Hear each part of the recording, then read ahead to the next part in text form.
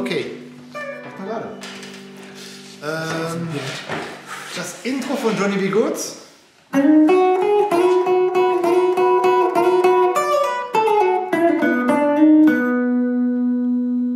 In B. Fangen an auf dem 8. Bund, raufgerutscht. Mittelfinger, 7. Bund, Zeigefinger, 9. Bund, Ringfinger und den Zeigefinger, 7. Bund.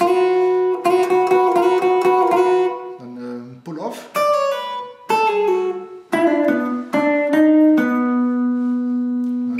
Im Tempo.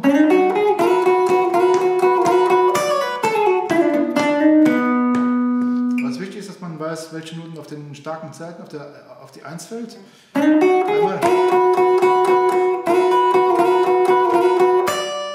die hier.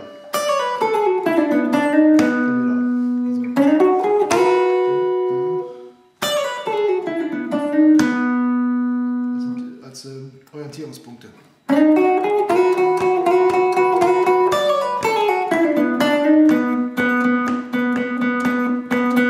Dann zweite Idee, die wir hatten, vom 9. Bund auf der G-Seite zum 7. Bund auf der B-Seite raufbenden.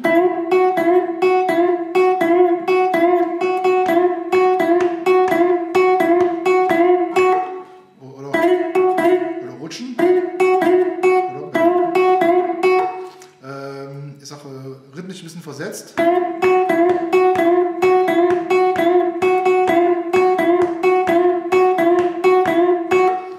Versetzt auch das nächste Beispiel mit dem.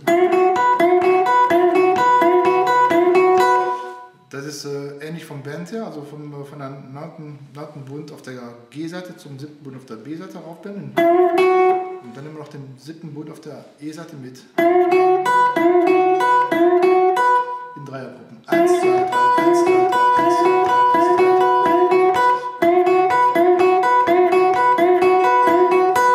Dieses Riff kann man über die ganze Struktur spielen, also ohne zu transponieren. Man kann aber auch transponieren. Also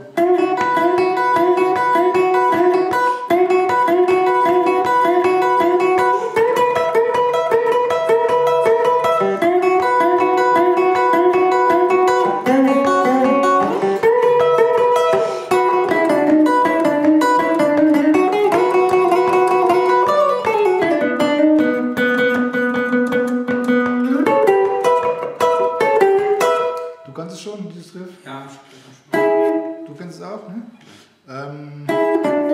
Mit ausgehend von B. 2 Noten, also G- und B-Seite. Auf dem 9. Bund mit dem Ringfinger, dann auf dem 7. Bund mit dem Zeigefinger. Und dann dritte Note ist 2 Seiten, B- und G-Seite. Einmal Mittelfinger auf dem 8. Bund und Zeigefinger auf dem 7. Bund. Pull-on. Und dann Zeigefinger auf dem 7. Bund, die 2 letzten Seiten.